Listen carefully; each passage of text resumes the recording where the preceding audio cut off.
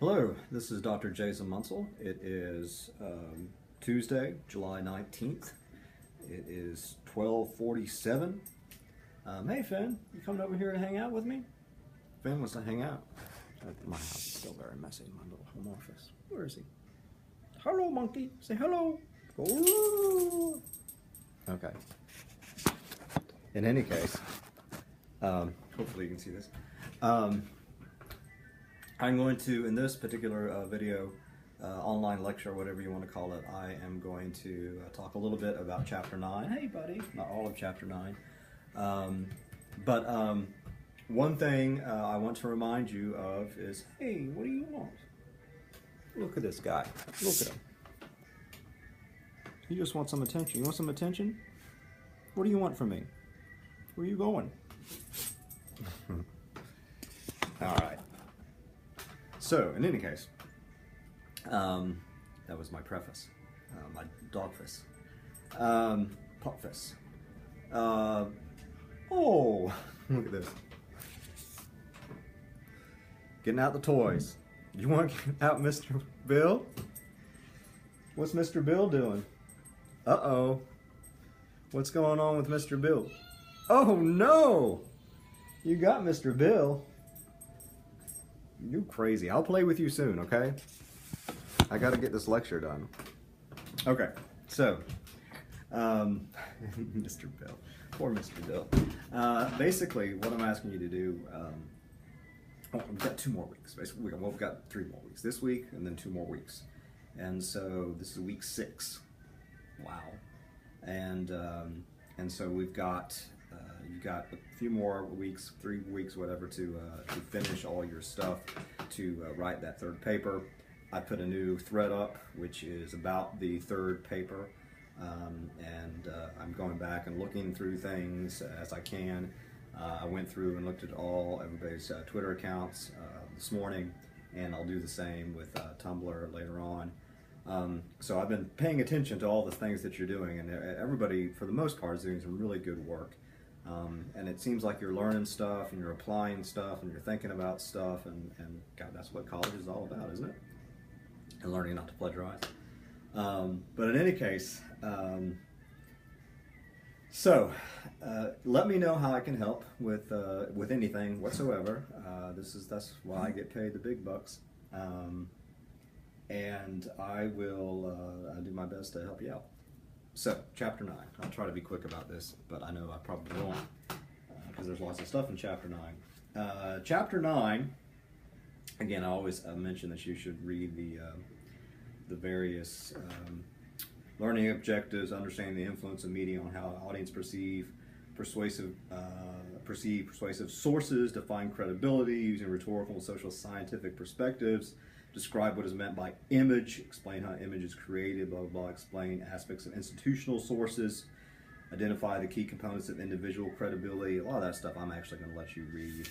Describe ways that images are repaired. I'm not really going to cover that in this particular class. That's covered a little bit in crisis communication. You can read it if you want to. Understand propaganda and how it's used. I'm also going to sort of skip that. So read that stuff for your education, but I'm not going to talk about absolutely everything in Chapter 9. And by the way, if you're Aristotelian like me and more of a rhetorician than a social scientist, you know that chapters 9, 10, and 11 are basically about ethos, logos, and pathos.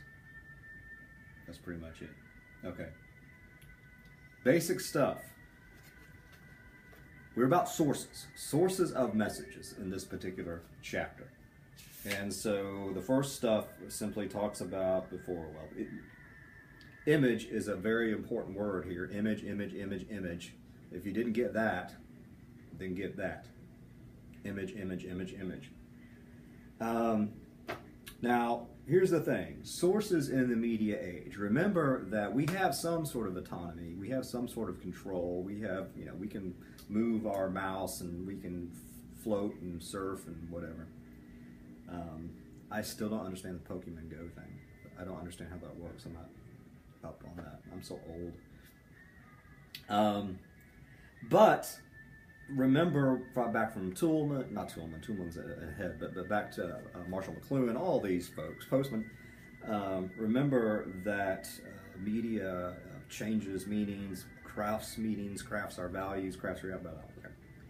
Well, by the way, this might be an interesting thing, because sometimes people have a difficulty sort of wrapping your mind around the idea that this discourse, rhetoric, whatever, sort of crafts how we see the world. I was watching this thing last night while I was trying to go to bed on Netflix or Amazon Prime, whatever it's called. It was called The Overlook something. I don't know. Apparently it's a phrase, perspective. So they give astronauts, when astronauts are up in space and they look at the Earth, and it gives them obviously a little bit of a different perspective. But it shows the spaceship, and it's basically 20 minutes of just looking at the Earth from orbit. And we just see land and ocean and lights from cities at night. There are no borders, and I see borders on my big ass map right here, but up in space you don't see the lines. They are constructed by humanity arbitrarily, much like pretty much all aspects of our reality. Okay, whatever. So media allows us to see, hear, and be close to persuaders. So media has an impact on all this type of stuff, and I'll let you sort of read. They talk about Lady Gaga through Twitter. Ashton Kutcher was the first Twitter user to reach 1 million followers. Well, good for him. Media distill information about them, about the sources, into images. Media, it talks about, obviously, it is impossible to fully grasp the various components of a person's ethos or source credibility because of all the information and the available, some good, some bad, etc. Some true, some not so true. Media give meaning to the images of persuaders, obviously. There are certain ways that you have to limit your message. Blah, blah, blah. Presidential candidates are smart or prone to angry outbursts or personable, depending on the language that's used by media. And then also media privilege certain kinds of information over others, particularly news. If it bleeds, it leads. So basically, it's what's important to understand is that initially, when we think about sources of information, whether it be a presidential candidate, whether it be a celebrity, whether it be a institution, whether it be the Republicans, whether it be the Democrats, whether it be a church, whether it be whatever, the media and media age impacts how we see that particular source. It's not divorced. It cannot be divorced from media and all that type of stuff. So media has that's important to understand. Even still, we have to understand that complexity, but also we need to understand what credibility is generally, and that's the next little section on the bottom of page 241. Two ideas about credibility are apparent in a great deal of research. Credibility is the audience perception of the persuader, how we perceive, and perception is a big thing. And it is dynamic. That is, it's not static. We can change our minds about if a persuader or an organization is credible or not. We're making a judgment, in other words, about the source of the message. And one of the things that's interesting, there's no easy way to determine the persuader's credibility. It's a social construct. What we think is good and credible is socially constructed. What might be good and credible here is not good and credible over there. It's fluid, it's dynamic. Some things to think about there. An audience might judge a persuader's credibility as high one day and low the next day. Yeah, or always low, or always high. So credibility as a concept, I mean, that's the initial thing. Then it moves to sort of ethos. Ethos, again, straight from Aristotle, and then others who took that up. There are three things that our book says that Aristotle identified with the idea of ethos. Practical wisdom, also known as prudence, if you know that. Virtue, and goodwill. And so practical wisdom was a sense about knowing what's going on, balancing between pros and cons, and the good of the individual versus the good of the community. Virtue is just this larger idea of you have certain characteristics that the audience admires, or the persuadees and goodwills that you are not just for you, you're for the other people. By the way, this is where the idea, and this also is linked to practical wisdom, when it comes to virtue, one of the things that Aristotle talked about was the golden mean. Virtue lies within the middle of extremes. You don't want to be too crazy. You don't want to be not little crazy at all. You want to be medium crazy. Moderation in the middle. So we have this idea of ethos, and then we also have from Cal Logue and Eugene Miller, talks about how ethos also might be seen as how a persuader responds to a given situation. So there's an attack or something like that. How does the source respond to that? We also see that as part of the process. And then it gives Bill Gates as an example of somebody who exemplifies ethos. But again, that depends. I mean, maybe some people don't look at him as honest and trustworthy. But I don't know.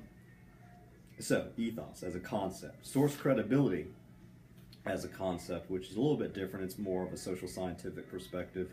It's not terribly different from ethos, but they say it is. But basically, the characteristics that they talk about is safety. Safety refers to the degree to which we trust the source. It's safe for this information. It's more general than terms such as trustworthiness, I guess. Qualification. Expertise at the source. Are they qualified? Do they know what they're talking about? It talks about more qualifications through media channels. Dynamism. Is that person aggressive, bold, energetic? Woohoo! Yeah! Go team. And so those are some of the things to consider. So all these are sort of conceptual ideas when it comes to issues of thinking about the source. Now, remember, this chapter and all this stuff is all about image, image, image, image. What is an image? I don't know. What is an image? It's a conception or mental picture of a person, an institution, or a nation. It's a belief. We instead form a belief about persuader through our interaction with media and based on media-aided information.